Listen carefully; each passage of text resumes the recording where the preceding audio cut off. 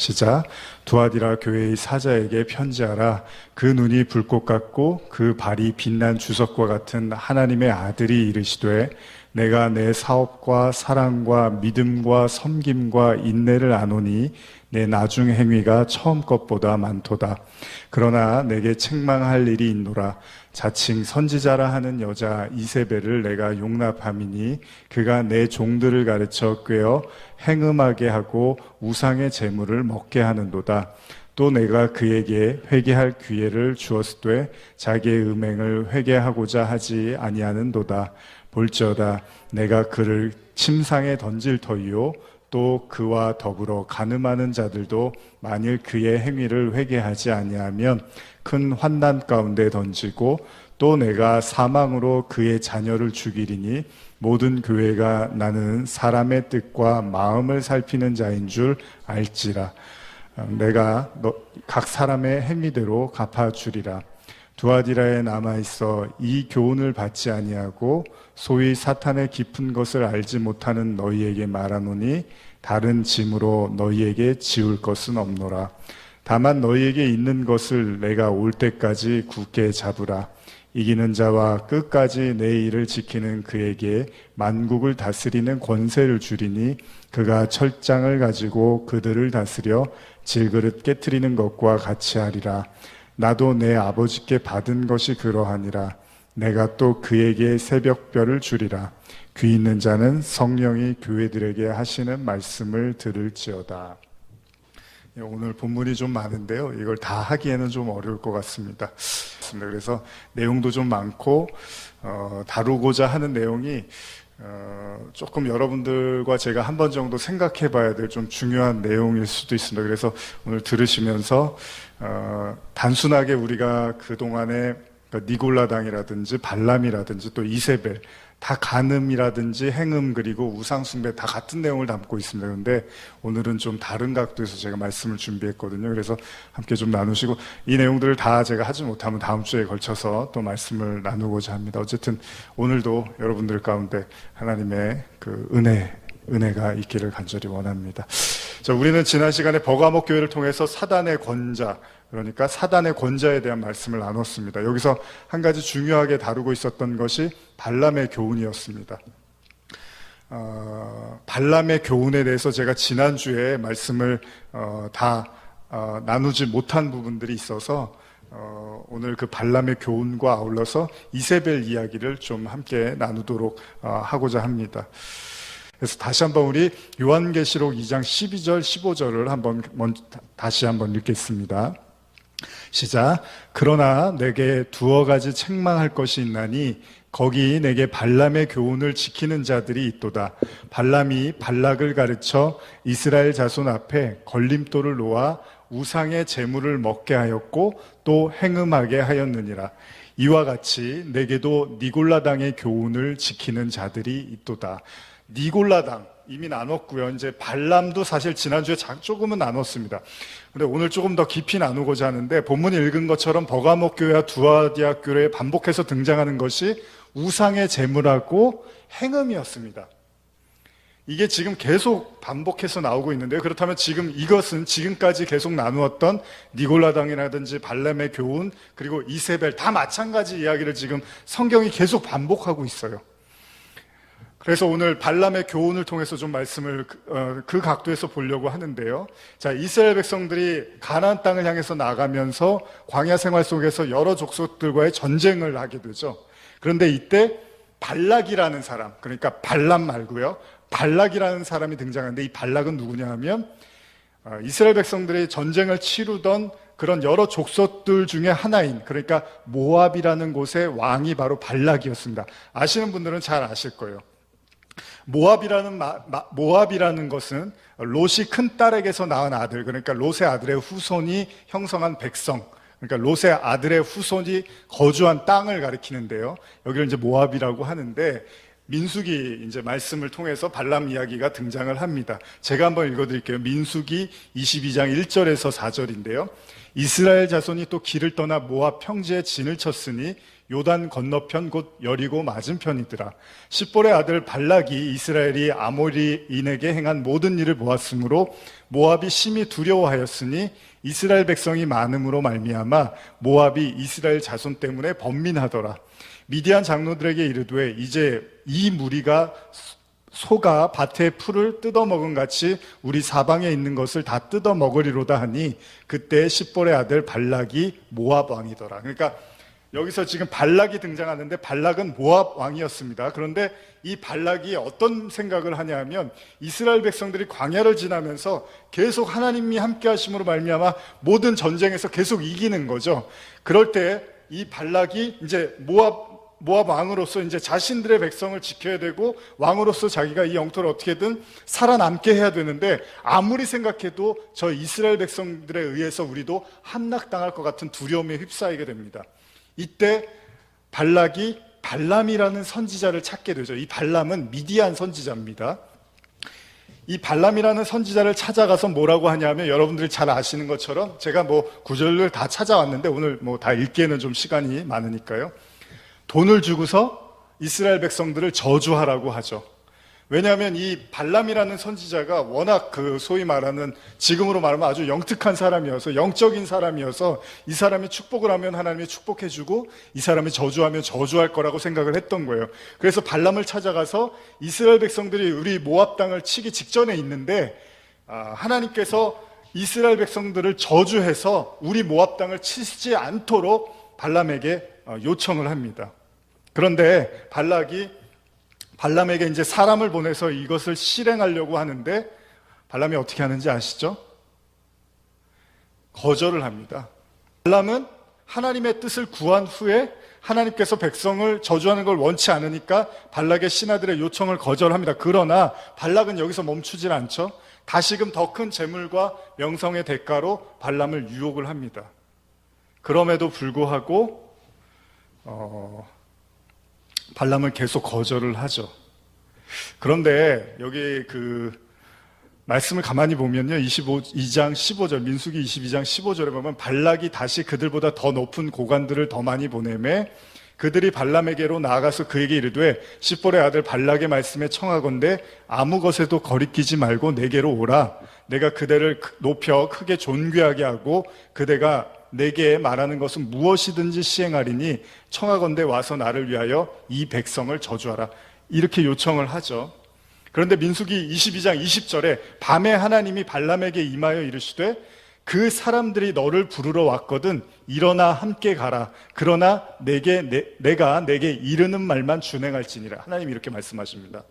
자, 지금까지 제가 드렸던 말씀은 발람은 발락의 요구를 거절합니다. 첫 번째는. 그리고 두 번째도 거절하려고 해요. 그런데 하나님께서 발람에게 나타나서 이번에는 그 사람들이 너를 부르러 왔으면 쫓아가라고 말씀을 하세요. 근데 그 다음에 여러분들이 아시는 얘기죠. 발람이 나귀의 안장을 얹고 그 모압의 지도자들과 함께 발락을 만나러 가려고 하죠. 그때 갑자기 나귀가 멈춰서서 가지를 않습니다. 이때 발람이 화가 나서 왜 도대체 네가 이러는가 막 이러면서 나귀에게 채찍질을 막 하죠. 그런데도 불구하고 움직이지를 않는 거예요. 그러면서 나중에는 나귀가 그냥 주저앉아 버립니다. 그랬더니 발람이 또 화가 나서 아니 내가 주인인데 주인이 가자는 대로 가야지 너가 어떻게 이렇게 가만히 있을 수 있어 그러면서 지팡이로 나귀를 막 때립니다.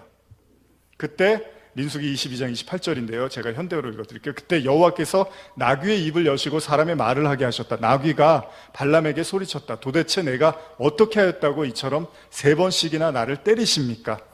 내가 나를 이렇게 바보 취급하지 않았느냐? 내 손에 칼만 있었다면 너를 당장 베어버리고 말았을 것이다 하고 발람이 말하였다. 나는 일세 동안 주인님이 타고 다니던 나귀가 아닙니까? 이제껏 지금처럼 마구 날뛴 적이 한 번이라도 있었습니까? 하고 나귀가 볼멘 소리를 하였다. 없었지 하고 발람이 대답했다. 그제야 여호와께서 발람의 눈을 밝게 해주셨다. 발람은 칼을 빼어들고 서 있는 여호와의 심부름꾼을 보고 깜짝 놀라 머리를 숙이며 땅에 엎드렸다. 여호와의 심부름꾼이 발람에게 말하였다. 어쩌자고 이렇게 나귀를 3번씩이나 후려치느냐. 나는 내 길을 막으려고 이렇게 나섰다. 내가 가지 말아야 할 길을 가고 있기 때문이다. 내가 타고 있는 나귀가 내 목숨을 구하려고 나를 보고 3번씩이나 피하였다. 만일 나귀가 피하지 않았다면 나귀만 살고 너는 벌써 죽고 말았을 것이다. 발람이 입을 열었다. 진정 제 잘못입니다. 당신께서 길을 막고 서 계신 것을 미처 몰랐습니다. 이 몸이 이 길을 가는 것을 당신께서 좋지 않게 여기신다면 지금이라도 당장 발길을 돌이켜 집으로 돌아가겠습니다. 그러자 여호와의 심부름꾼이 발람에게 일렀다. 가거라, 저 사람들과 함께 길을 떠나거라. 하지만 내가 내게 이르는 대로 말하여라. 그래서 발람은 그 모압 사람들과 함께 길을 떠나였다. 제가 왜 이 본문을 여러분들한테 읽어드리냐면요, 발람은요 하나님의 말씀을 어기지 않았습니다. 하나님이 저주하지 말라 그래서 저주하지 않았고요. 그리고 하나님이 아침에 일어나서 모압 왕 발락을 찾아가라고, 보낸 신하들과 함께 찾아가라고 해서 아침에 일어나서 나귀를 타고 가려고 했어요. 하나님이 가라고 했어요. 하나님이. 그런데 하나님이 갑자기 당나귀를 막아서고 하나님의 사자가 못 가게 했다는 거죠. 그래서 나귀가 그걸 보고서 멈췄던 거잖아요. 그러니까 당연히 발람이 화가 나서 나귀를 막 친 거예요. 여러분, 이상하지 않습니까? 하나님이 가라 그래 놓고서 가니까 하나님이 막고서 발람을 죽이려고 하신단 말이에요.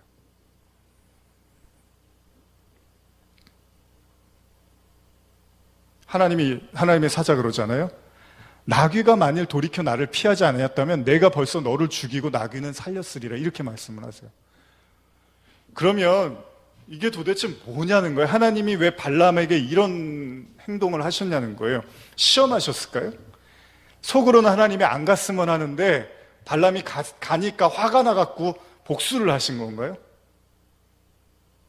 나중에도 여러분, 발람은 저주하지 않습니다. 3차례 발락의 계속 요구를 했지만 발람은 저주를 하지 않습니다. 매수를 당하지 않아요. 그런데도 성경은 발람에 대해서 뭐라고 말하는 줄 아십니까? 베드로후서 2장 15절, 16절인데요. 제가 읽어드릴게요.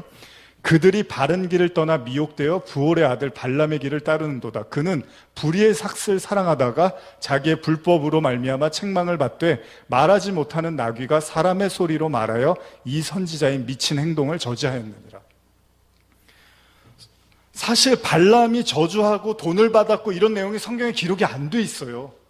근데 베드로가 이 얘기를 가지고 돈을 사랑해서, 불의의 삭슬 사랑해서 불법을 저질렀다고 베드로가 이야기를 한단 말이에요. 뭐가 문제냐는 거죠.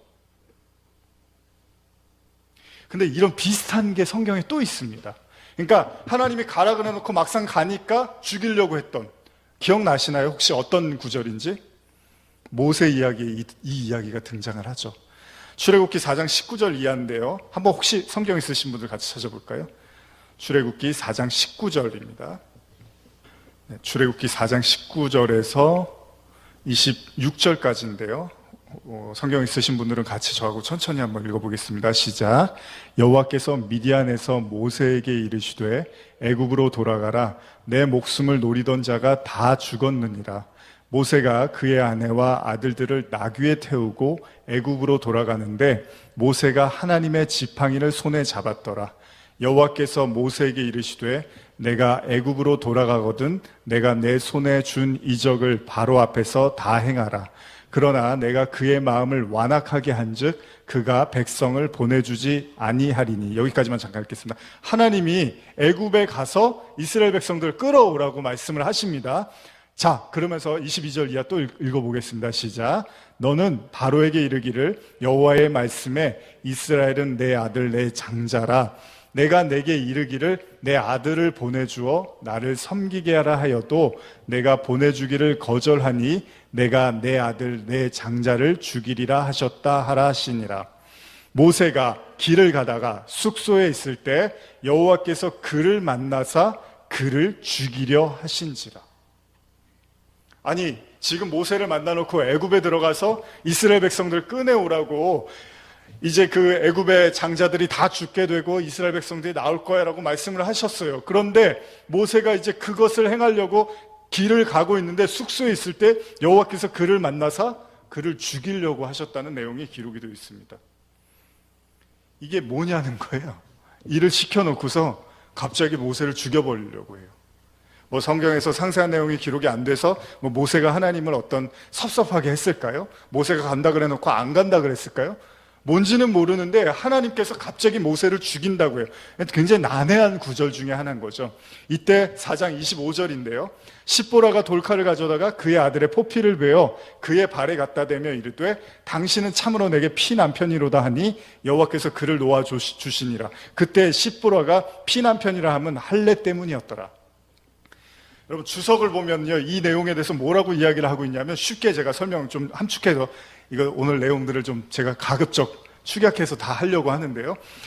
쉽게 말씀드리면은 이거예요. 십보라라는 그 아내가, 모세의 아내가 그 미디안에 있었던 여인인데, 그러다 보니까 그 할례에 대한 하나님의 그 규칙에 대해서 별로 신뢰를 하지 않고 별로 중요시 여기지 않았던 거예요. 그러다 보니까 아들을 낳았는데 8일이 되면 할례를 줬어야 되는데, 이 십보라가 그것을 별로 하지 말자고 모세한테 이렇게 이야기를 해서, 모세도 가만히 생각해서 그래 굳이 할 필요가 있겠느냐 해서 그 모세가 아내의 말을 듣고 그걸 행하지 않아서 하나님이 화가 나서 모세를 죽이려고 했다. 주석에 이런 내용들이 기록이 되어 있어요. 이것이 바로 모세가 하나님을 우습게 보고 하나님에 대한 적대 관계를 이루는 행위를 했다라고 보는 견해가 있다는 거예요. 근데 어쨌든 간에 하나님이 죽이려고 찾아오니까 그 여인이 갑자기 아들의 그 생식기의 포피를 잘라다가 모세의 발에다 던지고 피난편이라는 표현을 쓰니까 그제서야 하나님의 신이 떠나갔다, 그러니까 풀어줬다, 이렇게 기록이 되어 있어요. 다시 말하면 그의 아내가 이방 여인이기 때문에 십보라의 고집 때문에 일어난 일이다, 이렇게 지금 보고 있는 거예요. 근데 창세기에서도 여러분들이 다 보셨던 것처럼 하나님께서 창세기 17장에 아브라함한테 뭐라고 하냐면, 모든 사람들은 다 할례를 받아야 된다. 이스라엘의 모든 백성들은 다 할례를 받아야 된다고 했어요. 그러면서 창세기 17장 14절에 할례를 받지 아니한 남자, 곧 그 포피를 베지 아니한 자는 백성 중에서 끊어지리니 그가 내 언약을 배반하였음이라, 이렇게 기록되어 있어요. 그러면 이 관점에서 보면, 쉽게 생각하면 어쨌든 간에 모세가 난 지 8일 만에 할례를 해는 건 당연한 의무였어요. 당시의 이스라엘 백성들의. 어쨌든 그걸 어긴 건 사실이에요. 그래서 하나님이 찾아가서 거기에 대해서 추궁한 것으로 우리가 볼 수도 있어요. 그러나 좀 이상하잖아요. 애굽에 들어가서 그 이스라엘 백성을 끌어오라고 했던 그 모세한테 찾아가서 할례를 행하지 않았다고 모세를 죽이려고 했다? 좀 이상하지 않습니까?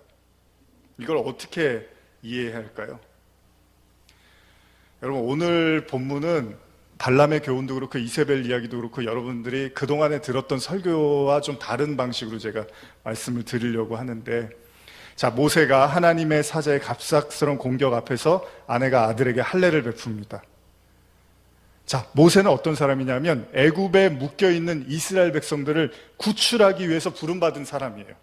그래서 하나님이 모세한테 뭐라고 말하냐면 출애굽기 4장 23절에 내가 내게 이르기를 내 아들을 보내주어 나를 섬기게 하라 하여도 내가 보내주기를 거절하니 내가 내 아들 내 장자를 죽이리라 하셨다 하라 하시니라, 이렇게 기록되어 있어요. 그러니까 바로가 하나님의 백성, 즉 하나님의 아들을 풀어주라고 명령을 해도 절대 바로는 풀어주지 않을 것이고, 그러므로 인해서 바로의 아들들, 즉 애굽에 있는 모든 장자들은 다 죽게 되고 그제서야 이스라엘 백성들이 나올 거라고, 이런 얘기를 하나님께서 모세에게 했습니다. 그런데 우리가 아는 것처럼 이스라엘 백성들이 애굽에서 나오게 된 심판의 날, 결국 죽음을 면하게 된 게 뭐죠? 이스라엘 백성들이 그 하나님의 심판이 임했을 때, 장자의 죽음이라는 심판이 임했을 때 이스라엘 백성들이 어떻게 살아나죠? 집의 문설주에 어린 양의 피를 바른 그 집은 살아나는 거잖아요. 그래서 이스라엘 백성들은 살아나고 애굽의 장자들은 다 죽게 됩니다. 그러면 하나님께서 모세를 애굽에 가라고 말씀하시고 갑자기 모세를 심판하세요.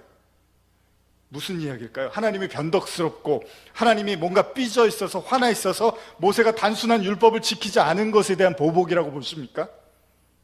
아니면 모세가 아직도 깨닫지 못한 구원의 섭리, 다시 말하면 할례라는 건 여러분, 유대인들이 지금까지도 할례만큼은 지켜야 된다고 성경 신약에서도 그 논쟁과 싸움이 있었잖아요. 할례는요 엄청난 의미를 담고 있는 거예요, 유대인들한테는. 그런데 모세가 그 이스라엘 백성들을 구출해내려고 가는 그 모세가 아직 할례의 의미가 뭔지를 모르고 있는 거예요. 그러니까 자기 아들을 낳는데도 8일이 지났는데 할례를 안 해도 된다고 생각을 했거나 아니면 깜빡했거나 어쨌든 간에 할례에 대한 중요성을 몰랐던 거예요.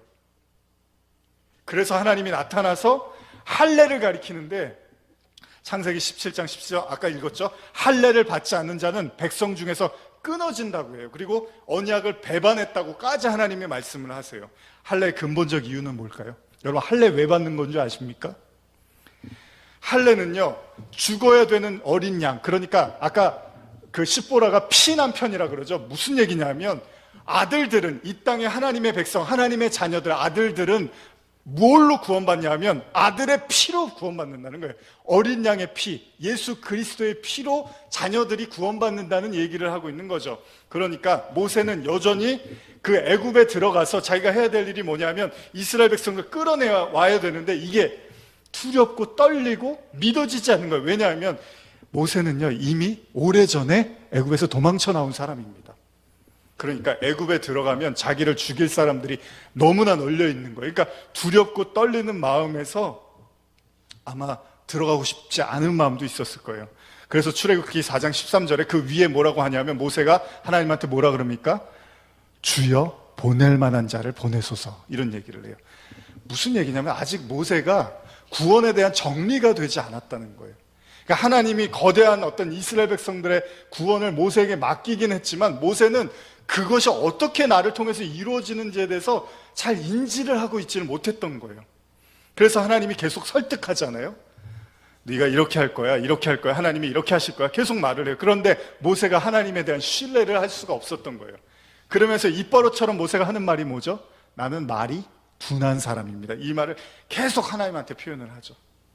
애굽에 대한 두려움과 자신에 대한 확신이 없었기 때문에 자신의 힘과 능력으로 이스라엘을 구원해낼 수 없을 거라는 불신이 분명히 모세의 마음속에도 있었을 거라는 거죠.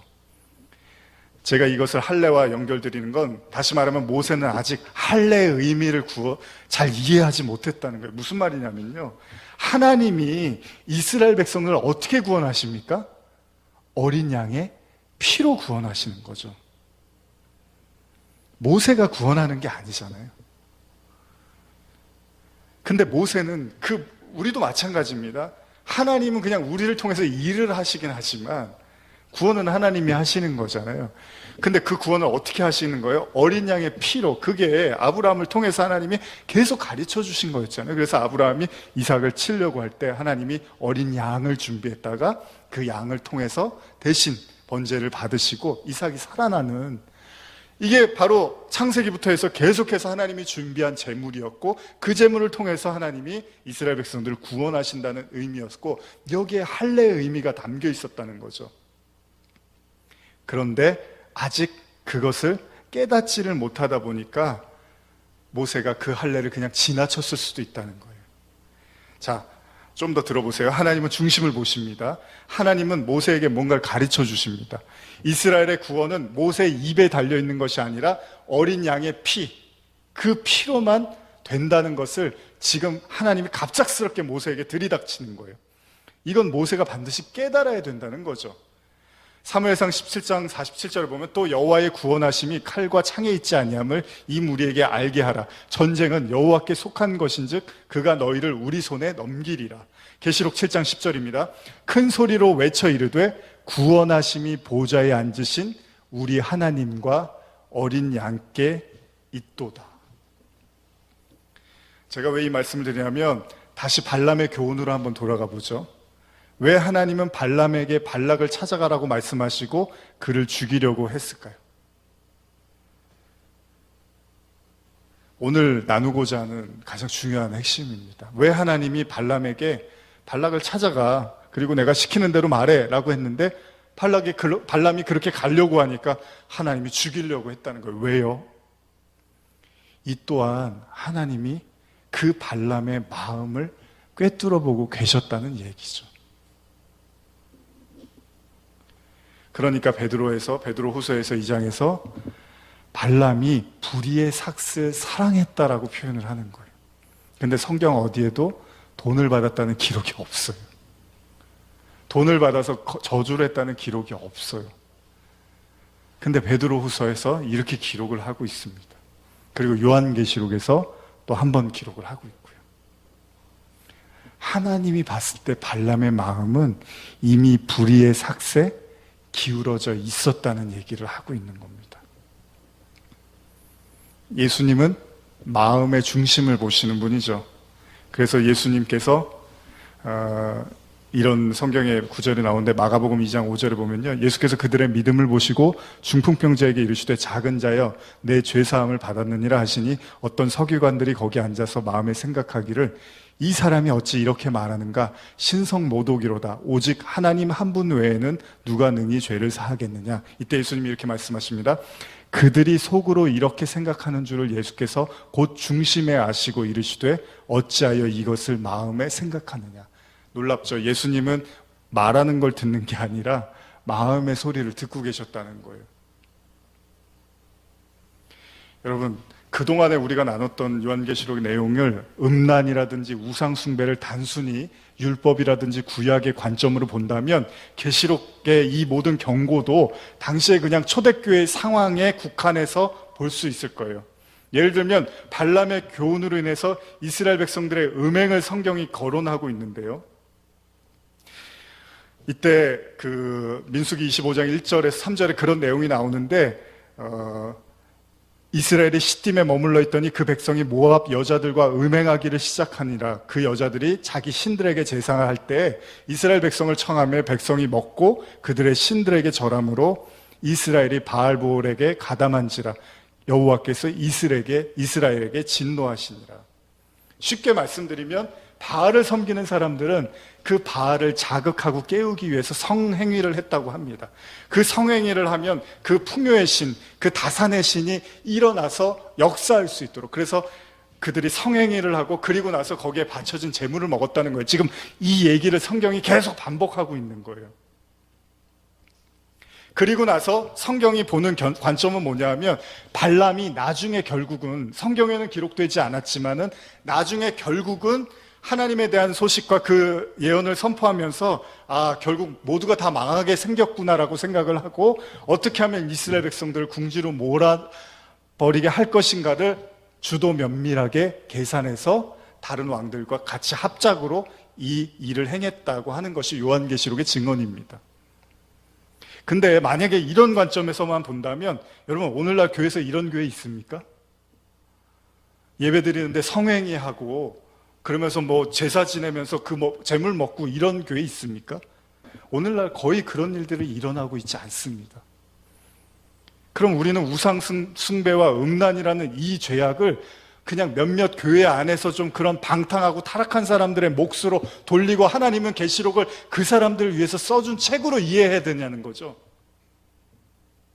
이전에 모세의 경우 그가 할례를 받지 않은 죄로 인해서 죽임을 당할 뻔했는데 오늘날 우리는 할례를 안 하고 있습니다.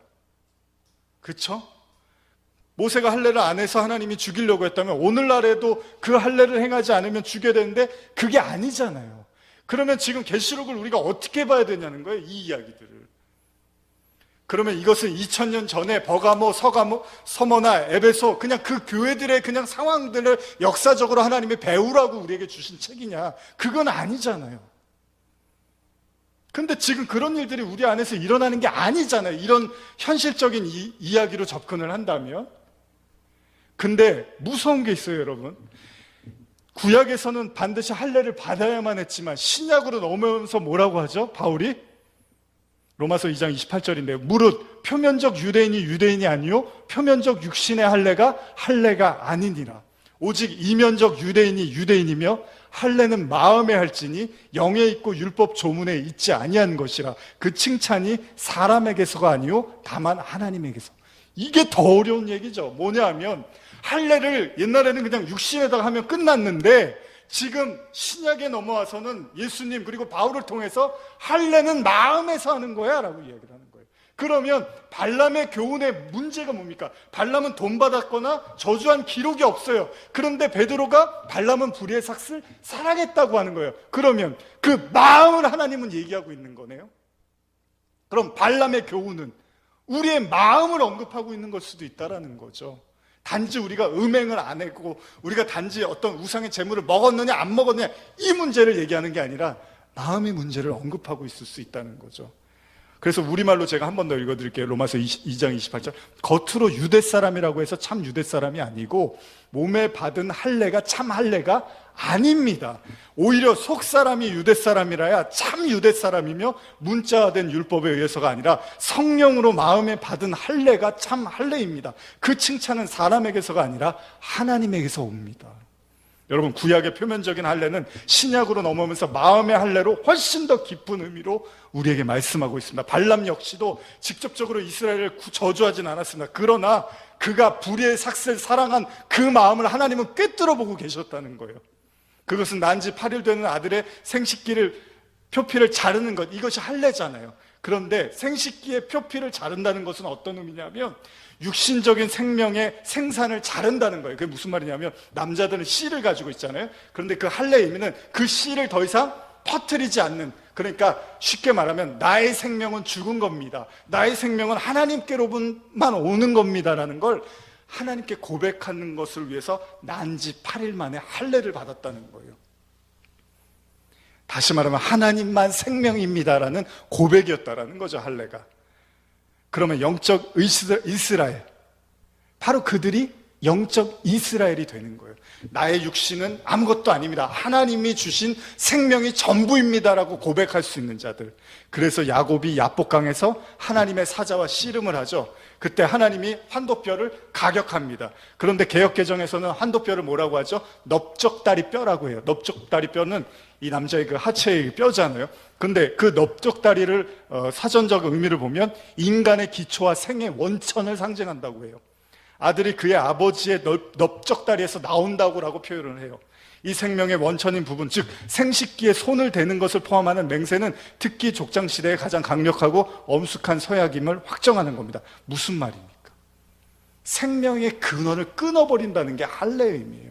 그래서 하나님이 야곱하고 씨름한 다음에 그 야곱의 넓적다리뼈를 가격을 해요. 환도뼈를 쳐버려요. 그리고 나서 하나님이 뭐라고 하죠? 야곱을 너는 이제 다시는 야곱이라고 하지 말고 이스라엘이라고 해라. 왜요? 이제 나의 생명은 하나님께로만 옵니다.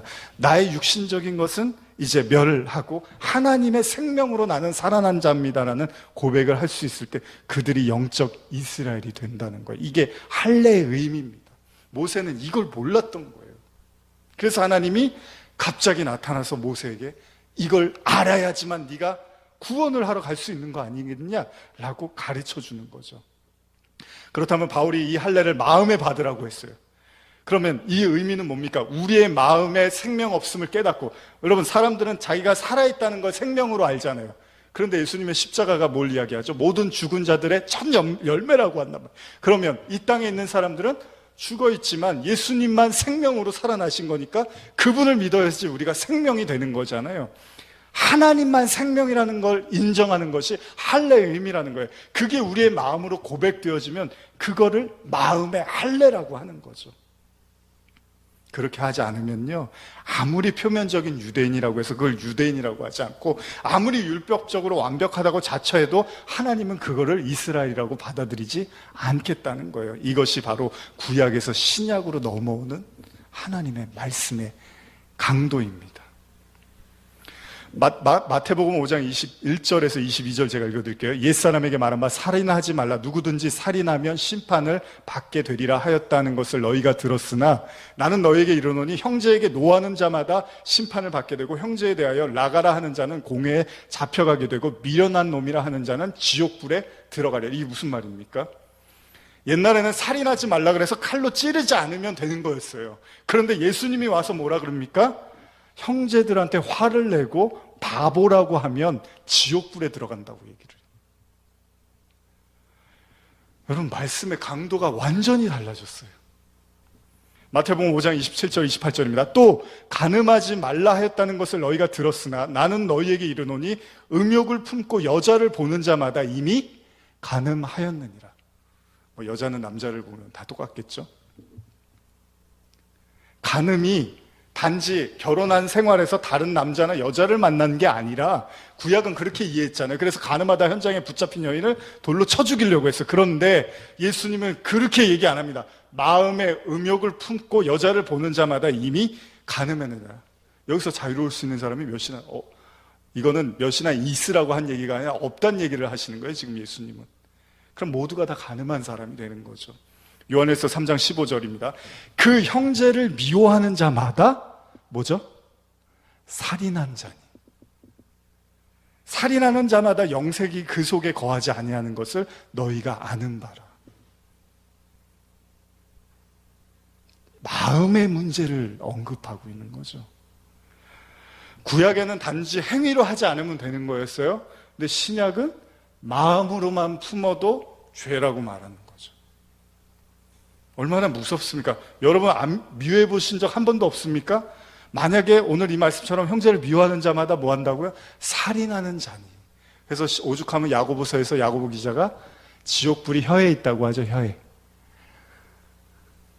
그 타는 불이 우리 혀로 나온다는 거예요. 그러면서 뭐라면 영생이 그 속에 거하지 않는 것을 너희가 아는 바라. 그래서 예수님이 마지막까지 강조한 게 용서입니다. 이 용서가 안 되면 너희는 구원받은 게 아니야 라고까지 말씀을 하시는 거예요. 신약은 우리의 마음을 강조합니다. 물론 구약도 그런 의미에서 쓰여졌습니다, 사실은. 그러나 우리의 죄악의 눈은 그것을 발견하지를 못하는 거예요. 그렇다면 오늘 본문에 나오는 이세벨 역시도 우리는 이런 내면적 관점에서 이해해야 된다는 거죠. 이세벨은 아합 왕의 왕비였습니다. 엉터리 왕 아합 왕의 왕비였습니다. 이스라엘 왕. 아합 왕은 이스라엘 왕으로서 그는 시돈 왕 옛바알의 딸 이세벨과 결혼하여 이스라엘의 바알 숭배를 들어오게 했습니다. 이세벨은 자신이 섬기던 바알과 아세라 목상에게 경배하도록 이스라엘에게 퍼뜨린 자입니다.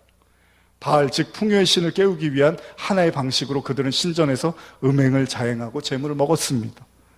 만약 우리가 여기까지만 생각하고 아까처럼 제가 말씀드린 거예요. 우리는 그렇지 않아. 오늘날 우리는 그렇게 살지는 않아. 그러나 뭔가 다른 교회들은 타락했을 거야. 우리 주변에는 그런 경우가 없지만 분명히 이런 일들을 자행하는 자들이 암암리에 존재하고 있을 거야. 말세야 말세 라고 말하면서 그들을 지탄하고 그들을 경멸하며 동시에 나는 이렇게까지는 타락하진 않았어 라고 생각할 수도 있습니다. 이게 구약에 머무르는 생각이에요. 여러분, 요한계시록은 이런 수준으로 쓰여진 책이 아니라는 거예요. 제가 이 말씀 준비하면서 좀 더 힘들었습니다. 며칠을 더 생각도 많이 하고, 아까도 말씀드린 것처럼 여자를 보고 마음에 음욕을 품으면 간음이라고 예수님이 말씀하셨습니다. 다시 말하면 이세벨 이야기를 성적으로 타락한 소수의 성도들로 이해해서는 안 된다는 거예요. 하나님은 불꽃 같은 눈동자로 우리의 마음을 살피시는 분입니다. 다시 말하면 바알 숭배자들이 행음을 하고 우상 제물을 먹었던 근본적 이유가 뭐죠? 왜 그랬죠? 우리는 행위를 보잖아요. 그들이 행음을 했대, 성적인 어떤 타락을 했대, 그들이 우상의 제물을 먹었대. 우린 여기에 신경을 쓰는데 그걸 왜 했냐는 거예요. 풍요를 원했던 마음, 그게 우상이었잖아요. 여러분, 모든 행위는 바로 그들의 마음의 중심에서 시작되는 겁니다. 그래서 발람의 교훈도 실제는 발람은 이스라엘을 저주하지 않았지만 그가 발락을 향하여 가려던 자의 그를 심판하셨던 것은 그의 마음을 보셨다는 거예요. 하나님은 이미 그 마음은 돈에 기울어 있었다는 거예요. 발락이 자기에게 줄 돈과 명예에 이미 마음은 기울어져 있었다는 거죠. 마찬가지입니다. 모세도 할례의 의미를 깨닫지 못한 모세에게 할례의 의미를 깨닫게 마음의 문제였다는 거예요. 이것도 하나님은 중심을 보신다고 우리가 노래를 부르잖아요. 마태복음 15장 16절 예수께서 이르시되 너희가 아직까지 깨달음이 없느냐? 입으로 들어가는 모든 것은 배로 들어가서 뒤로 내버려지는 줄을 알지 못하느냐? 입에서 나오는 것들은 마음에서 나오느니 이것이야말로 사람을 더럽게 하느니라. 마음에서 나오는 것은 악한 생각과 살인과 간음과 음란과 도둑질과 거짓 증언과 비방이니 이런 것들이 사람을 더럽게 하는 것이요 씻지 않는 손으로 먹는 것은 사람을 더럽게 하지 못하느니라.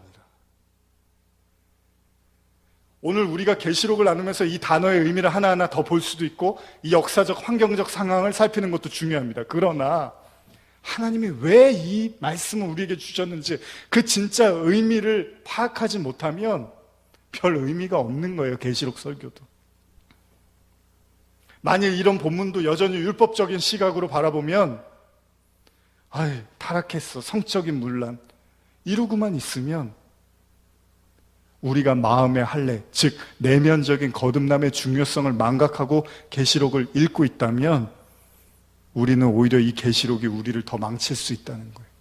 왜? 나는 타락하지 않았고 저들은 타락했다고 나를 더 경건하고 거룩한 자로 그렇게 생각하게 만들어줄 거니까요. 그래서 고린도후서 3장 12절에 이렇게 기록돼요. 우리 이거 한번 같이 찾아보실까요? 고린도후서 3장 12절에서 15절입니다. 아주 빨리빨리 해갖고 거의 이제 마무리가 됐습니다. 고린도후서 3장 12절에서 15절입니다. 시작. 우리가 이 같은 소망이 있으므로 담대히 말하노니 우리는 모세가 이스라엘 자손들에게 장차 없어질 것의 결국을 주목하지 못하게 하려고 수건을 그 얼굴에 쓴 것 같이 아니하노라. 그러나 그들의 마음이 완고하여 오늘까지도 구약을 읽을 때 그 수건이 벗겨지지 아니하고 있으니 그 수건은 그리스도 안에서 없어질 것이라. 오늘까지 모세의 글을 읽을 때 수건이 그 마음을 덮었도다. 오늘 말씀이 어떻게 이해가 좀 되시나요? 제가 현대어로 이 본문을 한 번 더 읽어드릴게요. 수건으로 가리운 것은 14절입니다. 수건으로 가리운 것은 모세의 얼굴만이 아닙니다. 이스라엘 사람들의 마음도 수건으로 가리워져 있습니다. 그리고 지금까지도 유대인들의 마음과 생각에는 두꺼운 수건이 씌워져 있는 것과 같이 보입니다. 성경을 읽어도 그 참뜻을 알지도 깨닫지도 못하기 때문입니다. 이 수건은 그리스도를 믿어야만 벗겨질 수 있습니다. 그렇습니다. 오늘까지도 그들은 모세의 글을 읽을 때 마음이 꽉 닫혀 있어 십계명을 지키는 것만이 구원의 길이라고 믿고 있습니다. 요한계시록을 우리가 저와 여러분들이 볼 때 이 수건이 열리지 않고 여전히 이 수건이 덮여진 우리의 눈으로 그 계시록을 읽고 있으면 우리는 그 계시록의 진짜 의미를 놓칠 수 있다는 거죠. 무슨 말씀을 드리고 싶냐면 16절 이하를 먼저 읽어드릴게요. 그러나 언제든지 주께로 돌아가면 그 수건이 벗겨지리라. 주는 영이시니 주의 영이 계신 곳에는 자유가 있느니라. 18절 우리 같이 읽어볼까요? 고린도후서 3장 18절입니다. 시작. 우리가 다 수건을 벗은 얼굴로 거울을 보는 것 같이 주의 영광을 보매 그와 같은 형상으로 변화하여 영광에서 영광에 이르니 곧 주의 영으로 말미암음이라. 여러분 계시록이 처음에 어떻게 쓰여지죠? 주의 성령에 감동되어 쓰여지죠. 결국은 하나님의 성령이 아니고는 우리는 계시록을 제대로 이해할 수 없는 거잖아요. 그러니까 저와 여러분들이 기도하고 또 하나님의 그 은혜를 구하면서 이 책을 보는 가장 중요한 이유는 정말 하나님이 계시록을 통해서 이 땅에 우리에게 무엇을 말씀하시고자 하는지 그 참 의미를 깨닫고자 하는 거잖아요. 그러나 여전히 우리가 그 수건이 가려진 그 모세의 율법으로 이 계시록조차도 그렇게 이해해버리면 우리는 진짜 그 영적인 의미를 파악하기 어려울 수 있다는 거죠. 제가 오늘 말씀드리고 싶은 건 뭐냐면요, 하나님은 단순히 우리의 행위와 시대적 정세와 흐름에 포커스를 맞추고 있는 게 아니라 여러분과 제 마음에 포커스를 맞추고 있다는 거예요. 왜냐하면 회개라는 건 회개해라 회개해라 회개해라 그러잖아요. 회개는 어디에서 시작되는 거죠? 우리 마음에서 시작되는 거잖아요. 그래서 주님께서 두아디라 교회에서 이렇게 말씀하시는 거죠. 제가 읽을게요. 21절에서 23절인데요. 또 내가 그에게 회개할 기회를 주었을 때 자기의 음행을 회개하고자 하지 아니하는도다. 볼지어다 내가 그를 침상에 던질 터이요 또 그와 더불어 간음하는 자들도 만일 그의 행위를 회개하지 아니하면 큰 환난 가운데 던지고 또 내가 사망으로 그의 자녀를 죽이리니. 23절이 중요하죠. 모든 교회가 나는 사람의 뜻과 마음을 살피는 자인 줄 알지니라. 내가 너희 각 사람의 행위대로 갚아주리라. 제가 지금까지 설교했던 내용이 이 23절에 들어가 있습니다. 한 번 더 읽어볼까요? 23절입니다. 계시록 2장 23절입니다. 시작. 또 내가 사망으로 그의 자녀를 죽이리니 모든 교회가 나는 사람의 뜻과 마음을 살피는 자인 줄 알지라. 내가 너희 각 사람의 행위대로 갚아주리라. 이세벨 이야기를 이렇게 끝내고 있는 거죠, 성경이. 그러니까 이세벨을 언급한 건 단지 음행을 하고 우상의 재물을 먹었다, 여기에서 끝난 게 아닙니다. 발람의 교훈도 마찬가지고요. 하나님은 우리의 마음을 완전히 뒤엎어버리겠다는 이야기를 하시는 거죠. 그런데 이 말씀을 우리가 그렇게 행위로서 단지 몇 가지 잘못된 그런 모습으로서만 이해하려고 한다면 절대 우리는 그 계시록의 깊은 의미를 깨달을 수 없다라는 이야기를 하는 거죠. 여러분, 하나님은 오늘 지금 이 순간에도 우리 마음을 보고 계십니다. 그리고 그 마음을 하나님은 정결하게, 거룩하게, 그리고 신실하게 그리스도의 영으로 채우고자 하십니다. 모든 복음은 거기에 초점을 맞추고 있습니다. 그걸 마음의 할례라고 하는 거죠.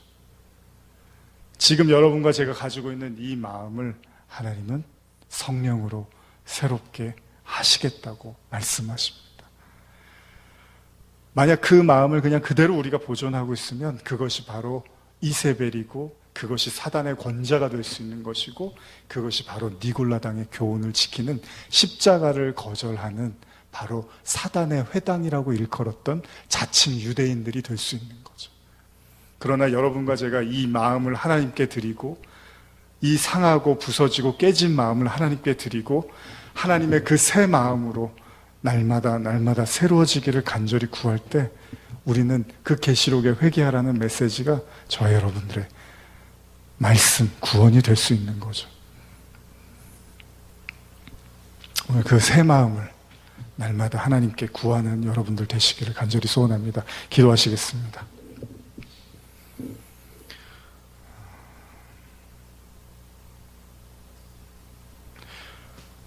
하나님은 중심을 살피시는 분이십니다. 우리의 마음을 꿰뚫어 보시는 주님. 마음으로 음욕을 품으면 간음이라고 하셨습니다. 마음으로 미워하면 살인이라고 하셨습니다. 주님,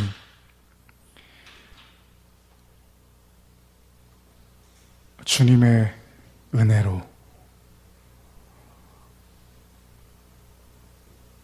그 모세의 율법의 수건을 벗어 던지고 그리스도로 인한 그 자유와 그 은혜를 누릴 수 있도록 주님 우리와 함께하여 주시옵소서. 감사드립니다. 예수님의 이름으로 기도드립니다. 아멘.